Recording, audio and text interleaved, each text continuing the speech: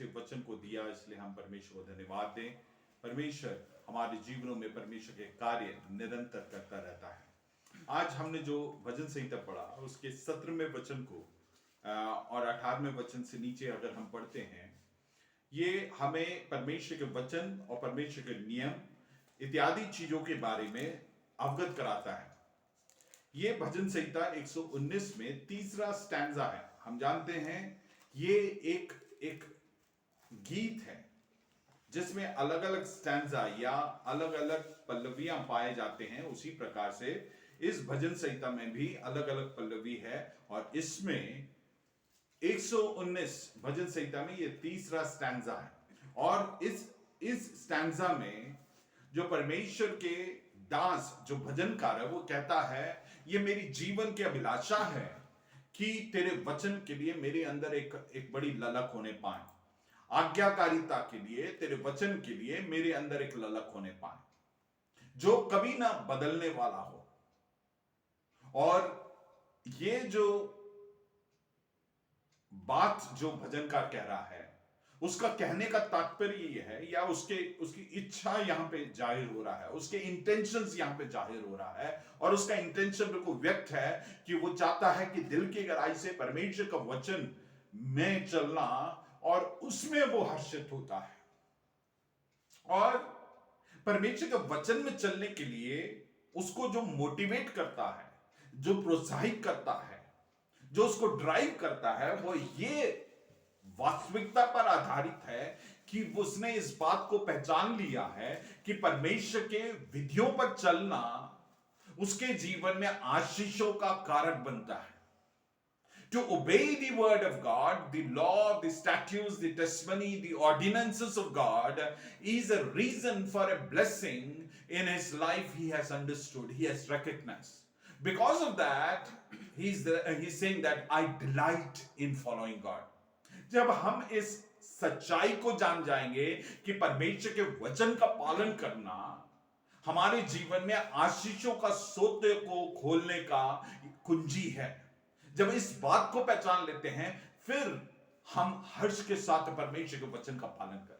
यह हमारे लिए बंदिश नहीं बनेगा, यह हमारे लिए जबरदस्ती नहीं होगा, वरन हम जब जानते हैं कि हर एक वचन जो परमेश्वर के वचन में कहा गया है वो हमारे लिए आशीषों की है, वो हमारे लिए उपयुक्त है, वो हमारे लिए आशीषों का कारण बनने के लिए और हमें लेके जाने के लिए परमेश्वर को वचन कारक बनता है। 17वें वचन को पढ़ें।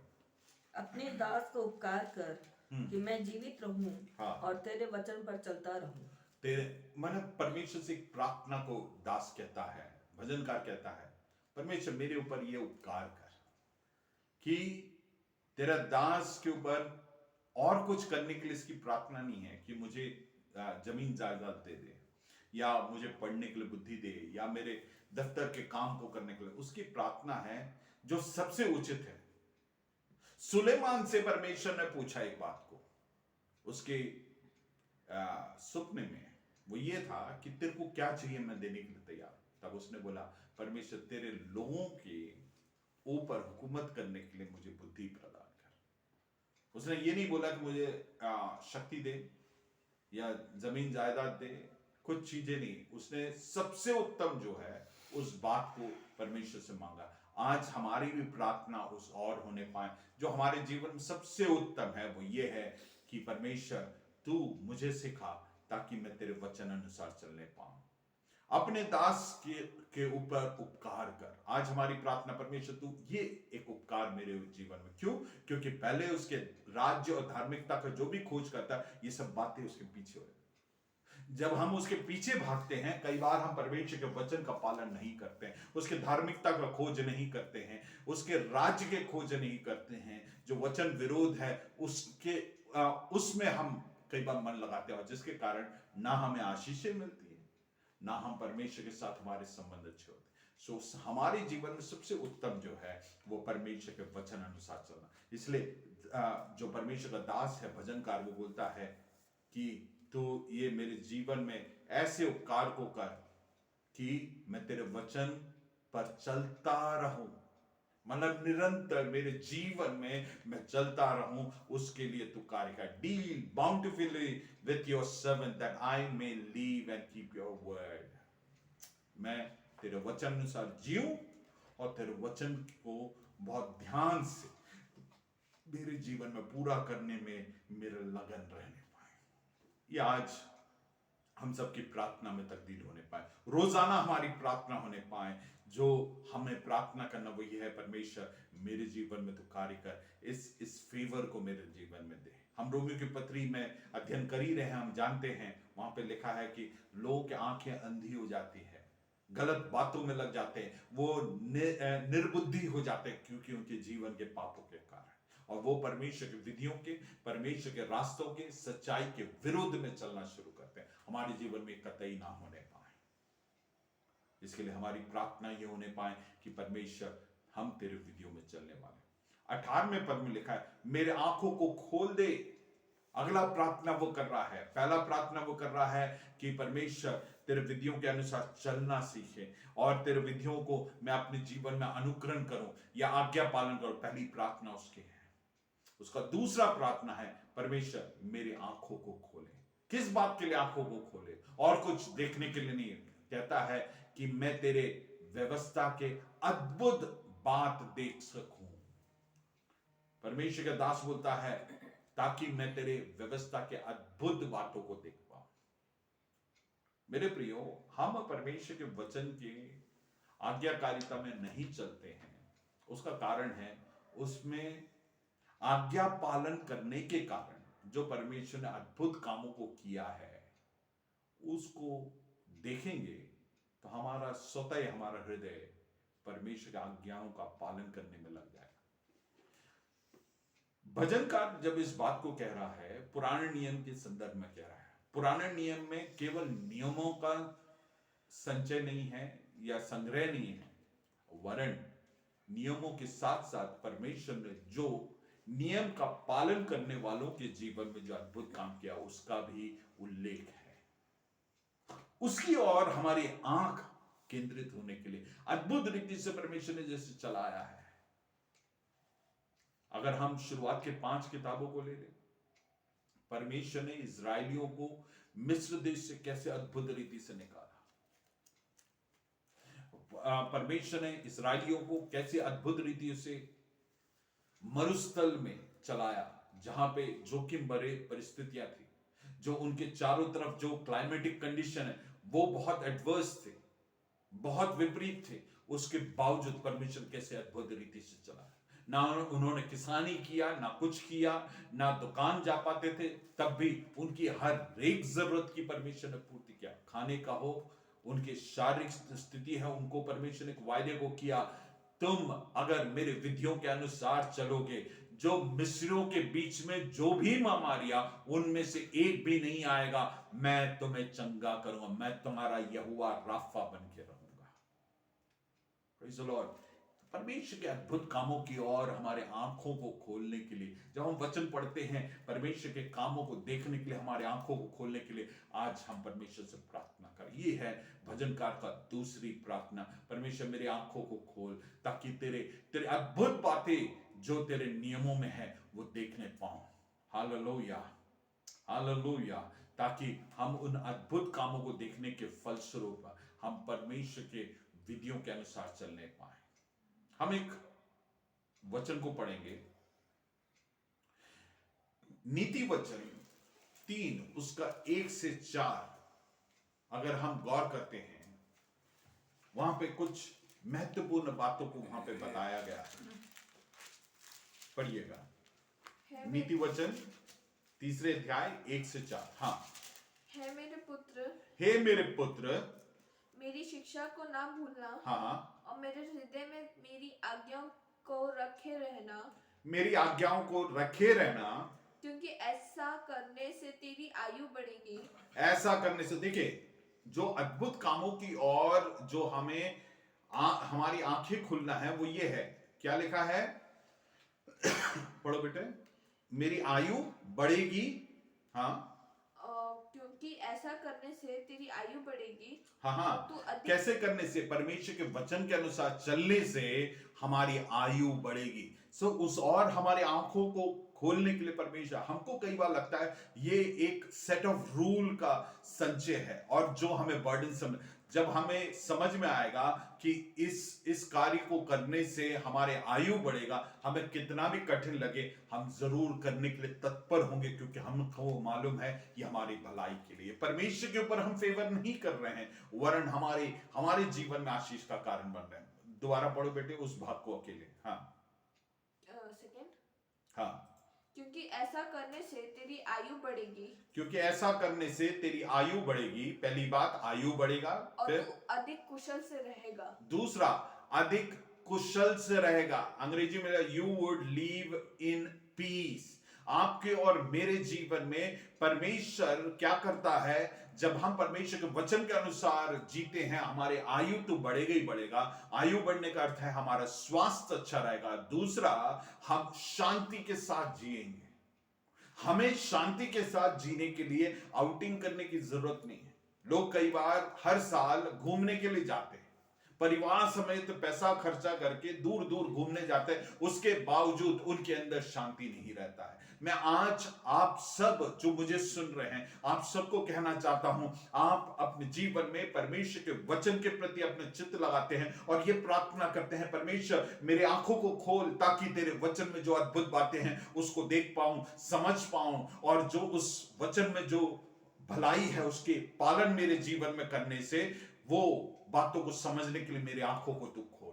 जब हम उन बातों को देख पाते हैं, हम समझ पाते हैं कि जो वचन को हम अपने जीवन में पालन करते हैं, समझते हैं और उसके अनुसार चलते हैं, उसके कारण हमारे जीवन में क्या क्या आशीष है। अभी हमने जो वचन पढ़ा, इसमें बताया है हमारा आयु बढ़ेगी।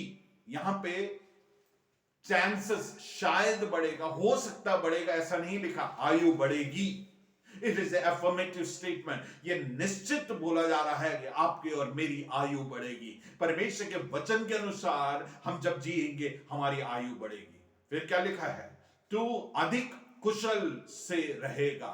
दूसरा आशीष यहां पे जो बताया गया है, हम अधिक कुशल से रहेंगे। आगे बढ़ो बेटे। कृपा और सच्चाई तुझसे अलग ना होने पाए। तीसरी बात, कृपा तेरे से अलग नहीं होगा। चौथी बात, सच्चाई तेरे से अलग नहीं हो पाएगा। मतलब क्या है? ये तेरे से अलग ही नहीं हो पाएगा। ये तेरे से ऐसा इस कदर चिपक जाएगा या इस कदर तेरे से जुड़ जाएगा कि वो तेरे से अलग ही नहीं होगा। फिर वरन उनको अपने गले को हार बनाना। किसको? वचन को अपने गले के हार बनाना। मैं अपने आप हार जो है, हम नहाते वक्त भी, सोते वक्त भी, हर समय हमारे गले में रहता है। परमेश्वर के वचन को इतना करीब लेके आओ कि वो तुम्हारे जहन में, तुम्हारे मन में निरंतर कार्य करते रहे, क्योंकि ऊपर कही हुई बातें हमारे जीवन में वर्तमान में बने रहने के लिए ये बातें हमारे जीवन में जरूरी है। और अपने हृदय रूपी पट्टिका पर लिख लेना, लिखे रहने के लिए हमारे हृदय में मनन, हमारी जो सोच है, हमारी जो the citadel of our heart में भी inculcated and inundated with the word of God। परमेश्वर के वचन के द्वारा हमारे जीवन को इतना भर दे कि हमारे जीवन में हर एक बात में, हमारे सोच में, हमारे मंथन में परमेश्वर का वचन ही रहे। चौथा वचन, तो तू परमेश्वर और मनुष्य दोनों का अनुग्रह पाएगा। मतलब क्या है? तू परमेश्वर के सामने, अगला आशीष, परमेश्वर के सामने आदर के योग्य होगा और मनुष्यों के नजर में भी आदर के योग्य होगा। ये कहां से आएगा? जब हम परमेश्वर के विधियों में चलेंगे। जब आप देखते हैं कोई आपका अनादर कर रहा है, उसका एक कारण यह है कि कहीं ना कहीं हम परमेश्वर के साथ हमारा संबंध गलत है। जो व्यक्ति विशेष हमारे विरोध में खड़ा हो रहा है, वो हमें सूचना दे रहा है कि कहीं ना कहीं हमारा परमेश्वर के साथ संबंध सही नहीं है, या फिर हम परमेश्वर के वचन के अनुसार नहीं चल रहे हैं। तो उस व्यक्ति विशेष पर अपने खुन्नस उतारना, गुस्सा होने से बेहतर है कि परमेश्वर से अपने रिश्ते को सही कर लें। तब क्या होगा? हम हमारे जीवन में परमेश्वर के नजर में भी हम उपयुक्त इज्जत के साथ रहेंगे और लोगों के सामने भी। चौथे वचन को दोबारा देखेंगे, परमेश्वर और मनुष्य दोनों का अनुग्रह पाएगा। Praise the Lord.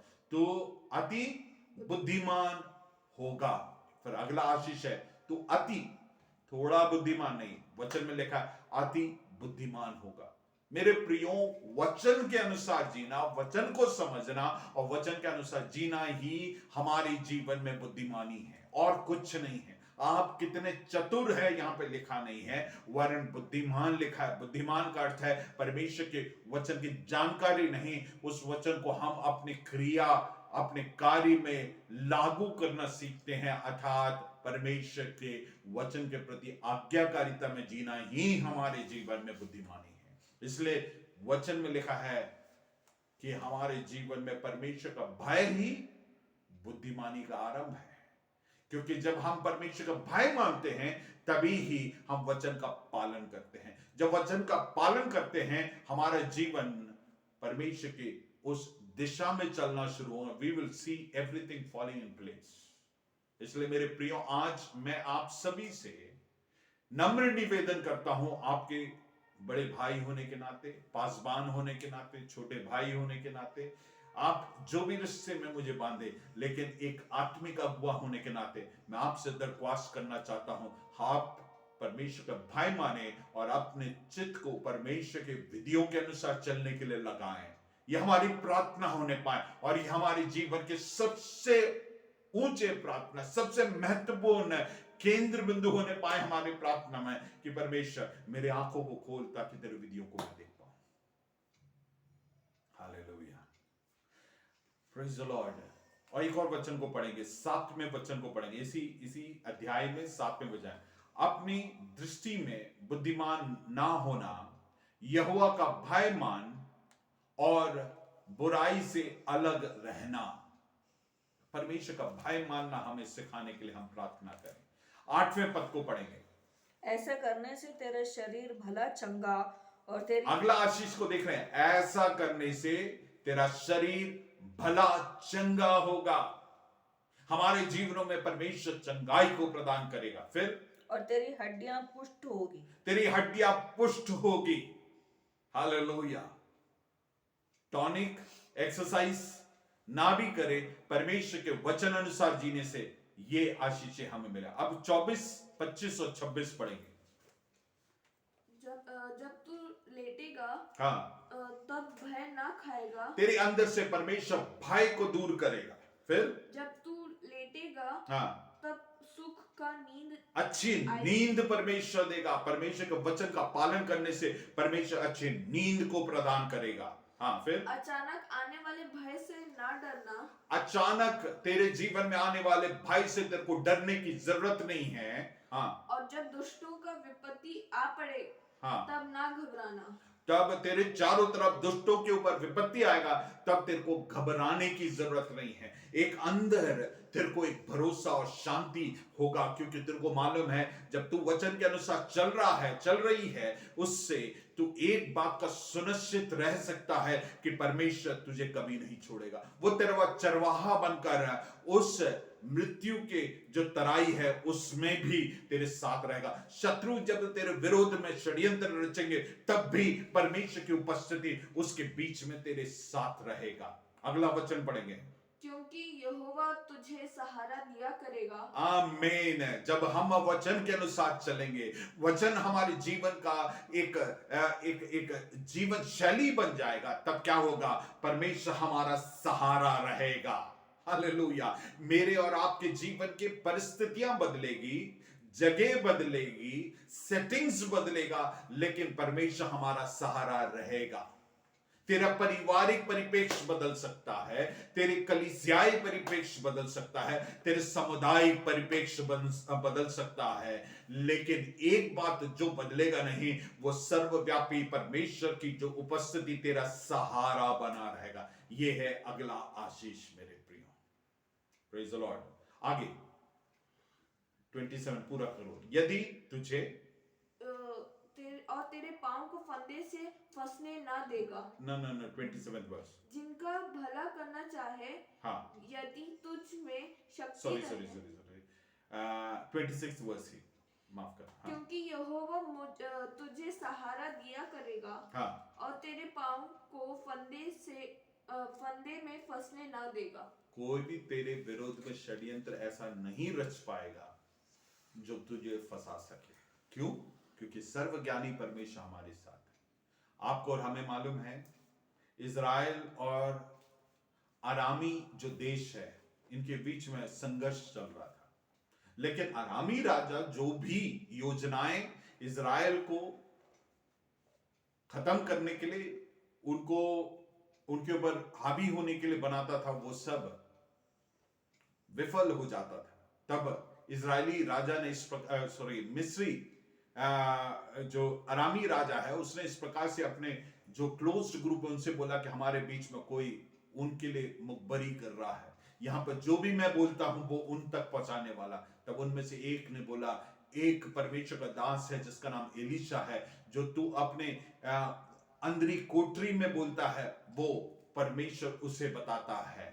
Praise the Lord. आप समझ रहे हैं जो सर्वव्यापी सर्वज्ञानी परमेश्वर है वो जब तुम्हारे साथ है, शत्रु तेरे विरोध में योजनाएं बना ले, वो तुम्हें फंसाने के लिए योजनाएं बना ले, लेकिन परमेश्वर हमें फंसने नहीं देगा, क्योंकि निरंतर वो हमें बुद्धिमानी में चलाएगा, उचित निर्णय लेने के लिए, उचित जगह पर सही समय पर जाने के लिए आंखों को खोलेगा, हमारे हृदयों को, हमारे समझ को खोलेगा। परमेश्वर के वचन को समझने से हमारे जीवनों में क्या क्या आशीषें हमने यहाँ पे देखा। ये कुछ ही बातों को मैंने आपके सामने रखा है मेरे प्रियो, इसलिए हमारी दो मुख्य प्रार्थना होने पाए। आज हम दो ही बातों को सीख पाए हैं, दो प्रार्थनाएं हमारे जीवन में होने पाए। परमेश्वर से आज हम बोले कि परमेश्वर मेरी आंखों को खोल। Hallelujah hallelujah. और 17वें वचन में जैसे बताया है कि हम परमेश्वर से बोले तू उपकार कर ताकि तेरे वचन का पालन करूं, ताकि मैं परमेश्वर के वचन की आज्ञाकारिता में चल पाऊं। ये दो प्रार्थनाएं हमारे जीवन में होने पाए, क्योंकि जब हम इन बातों में हम उत्साहित इसलिए हो पाते हैं क्योंकि हम जानते हैं उसका आशीष है हमारे जीवन। आज हम उन आशीषों को पहचान कर हमारी प्रार्थनाएं आज से ये होने पाए, तेरे अद्भुत बातों, वचन में जो अद्भुत बातें हैं उसको समझने के लिए मेरी आंखों को खोल। तेरे वचन के पालन करने से मेरे जीवन में क्या आशीष है उसके प्रति मेरी आंखों को खोल, ताकि निरंतर मैं आशीषित होकर अपने जीवन को जीने पाऊं। हालेलुया। चंगाई में निरंतर मैं जीने पाऊं, छुटकारे में निरंतर जीने पाऊं, शांति में निरंतर जीने पाऊं, बुद्धिमानी में निरंतर जीने पाऊं, लोगों के साथ और परमेश्वर के साथ मैं अच्छे रिश्ते में और अनुग्रह में जीने पाऊं। हालेलुया। मैं उम्मीद करता हूं आप लोग ने परमेश्वर के वचन में चलने की अहमियत और आशीषों को पहचाना है, इसलिए हमारी प्रार्थना आज से बदलने पाए। Let us change a prayer. तेरे वचन पर चलता रहूं, ये हमारी प्रार्थना होने पाए। तेरे वचन में अद्भुत बातें हैं उसकी ओर मेरी आंखों को खोलने के लिए हमारी प्रार्थना होने पाए। परमेश्वर इन वचनों के द्वारा हमें आशीषित करने पाए। Hallelujah hallelujah.